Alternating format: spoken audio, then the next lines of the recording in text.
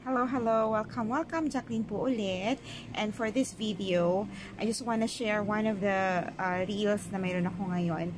And this is yelling, a passenger yelling towards a flight stewardess. So just a reminder, if we will fly or if we will take any flights to any airlines, I highly suggest that you should have a self-control. Do not ever do anything that will push the airline,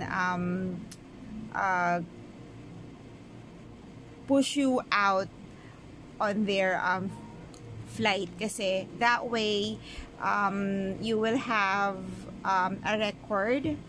It will be difficult, it will cause you difficulty in flying out again. So sa TSA pre-check, you will be also losing that. So some of the passengers are asking why their TSA pre-check has been not showing, or it's not showing on their boarding passes because of this some reason. So sometimes we will check, or the airline would check if the TSA informations are same with the airline or ticket reservations. If all are the same, so meaning there are some security, or there are some airline or airport policy na hindi ninyo sinunod. So that's one of the reasons. You have a record, so pwede kayong maban, or hindi kayo payagan ulit, or yun yung mga reasons bakit magkakaroon kayo ng reason bakit hindi kayo pasa sa immigration or sa security check. So I'll show you one of the videos I saw just recently.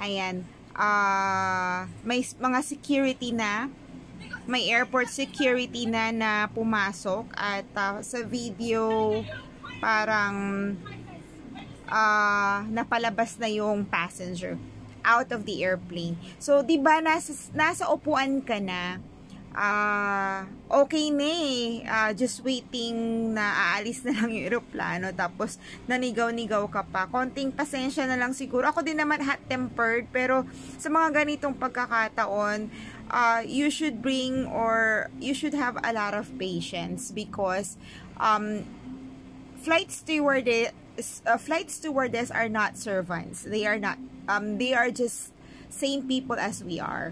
So they are also doing their job, and they are working and implementing the policy of the airline. So we should think that the policy is for our security and safety. So hindi naman nila yung ginagawa para sa sarili nila, but it is for the safety of all the passengers who will take the flight. So maski na po sa hindi sa mismong eroplano, during entering the airline or airport premises, dapat mag-behave na po tayo. Wag na po tayong gumawa ng mga eksena na magkakaroon tayo ng bad record sa airport na yan, okay? Kasi hindi lang naman sa airport na yun, baka magkaroon din kayo ng record sa lahat ng mga airport or international or domestic airports, no?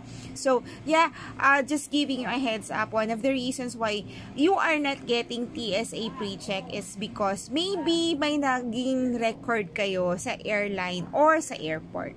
Okay, so thank you for watching my video. Have a great day, everyone. God bless.